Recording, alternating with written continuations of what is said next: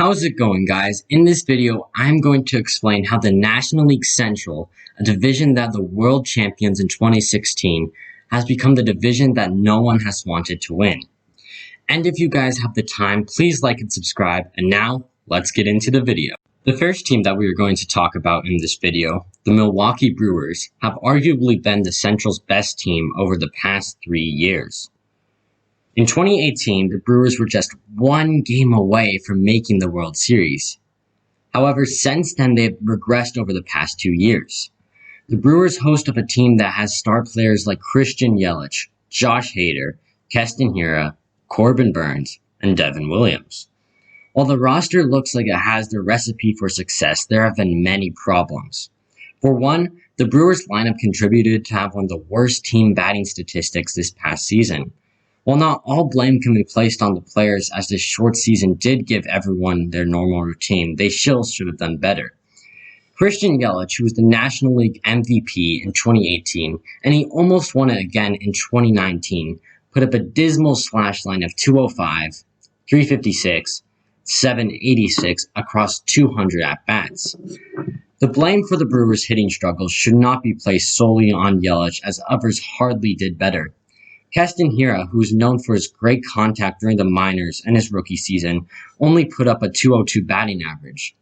Had it not been for the Brewers' solid pitching, having Corbin Burnes, who put up a Cy Young caliber numbers, along with Brandon Woodruff and Freddie Peralta, who each put up solid numbers in the rotation. In the bullpen, they were carried by Devin Williams, who had an insane 0.33 ERA in 27 innings, along with 53 strikeouts, as well as Eric Yardley, who put up a great 1.54 ERA in 23 innings, which is great for someone who was claimed off waivers last offseason. This offseason, it has been rumored that the Brewers might be trying to save money, as they are rumored to be shopping Josh Hader, among others. And they are rumored not to be pursuing any major free agents. This is a common theme for the other 4 teams in the Central, as they are all carried by their pitching but have weak offenses. The main reason why the Brewers have not succeeded is because of their farm system. Teams like the Dodgers and Braves have been able to contend for years on years because of their farm system. For example, in 2016, the Dodgers made the NLCS before losing to the eventual World Series winning Chicago Cubs. That same year, the Dodgers drafted Will Smith, Dustin May, Tony Gonsolin, Zach McKinstry, and Gavin Lux, who all made solid contributions to their World Series team in 2020. The Brewers have not been able to replicate the success because if you were to look at their roster, almost all of the acquired are by trades or signings, but not from their farm system. In 2016, they had the 5th overall pick, and they drafted Corey Ray, who has struggled in the minors and has yet to make the big leagues. Details like this are why the Brewers are not able to contend.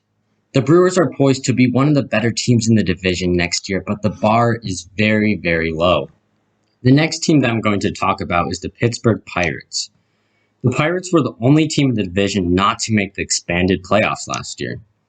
However, the Pirates are in a unique position as they have the number 1 overall pick in the draft, and they are rebuilding next year. Pirates fans should not expect them to contend anytime soon, as most of their prospects are positioned to make the majors around 2023. The Pirates already boast of an enviable prospect core that includes Nick Gonzalez, Ke'Bryan Hayes, Liover Peguero, and O'Neal Cruz. They are positioned to make their farm system even better with the draft next year. Because they have no shot of winning next year, they have traded Josh Bell, and they are presumed to be shopping others. And this is something they should do because the more prospects they acquire, the better shot at winning they have in a couple of years. The Pirates got themselves into this position by trading former number 1 overall pick Gerrit Cole to the Houston Astros for Michael Felice, Jason Martin, and Joe Musgrove, who have all had limited production besides Musgrove. Musgrove might be traded this offseason for a solid prospect return. However, when it last looked like they were rebuilding, they switched gears and traded Austin Meadows, Tyler Glasnow, and Shane Baz to the Tampa Bay Rays for Chris Archer, who was under replacement level for them. However, that was under previous general manager Neil Huntington, who has since then been replaced by Ben Cherington. Even in a weak division, the Pirates are not expected to contend soon this offseason. On paper, the Reds seem to be the best team in their division. However, their players have not been able to translate their expected results to success. Last season, they had a rotation consisting of Cy Young Award winner Trevor Bauer, perennial All-Star Sonny Gray, young stud Luis Castillo, and Anthony DeSclafani and TJ Antone in the rotation.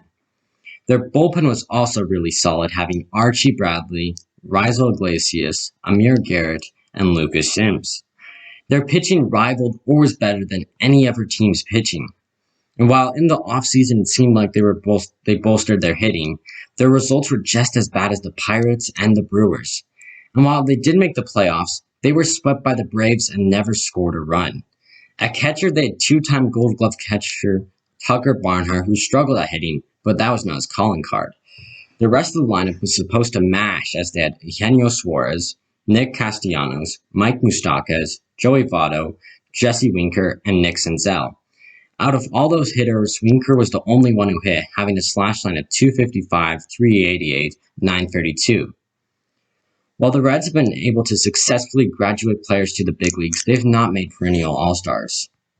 Things got worse this offseason for the Reds when they non-tendered Archie Bradley. They then traded Raisel Iglesias because of how much he was projected to make. It is also expected that the Reds will not retain Trevor Bauer, and they've been rumored to be pursuing a trade for Sonny Gray and Luis Castillo. All of this is because of budgetary issues. One of the reasons why their budget is thin is because of signing Nick Castellanos and Mike Moustakas. While both can be solid contributors to teams, the Reds vastly overpaid for them. Each are projected to make way more than what they are worth. Also, for their first season in 2020, they struggled.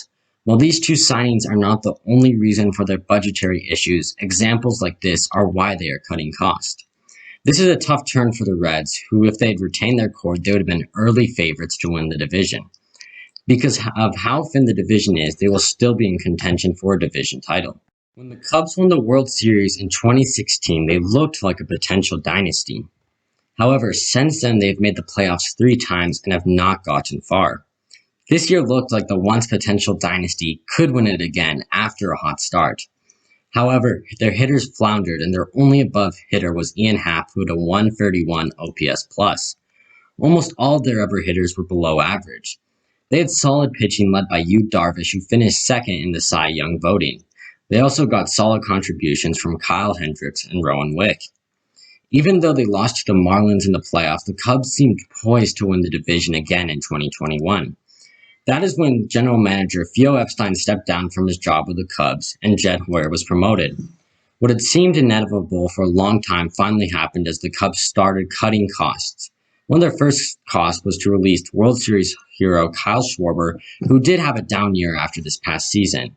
Then only a few days ago, it was announced that the Padres had acquired Yu Darvish for 4 prospects who are in the Padres' top 15 in their system, and they could be really good, but they won't make the majors till around 2024.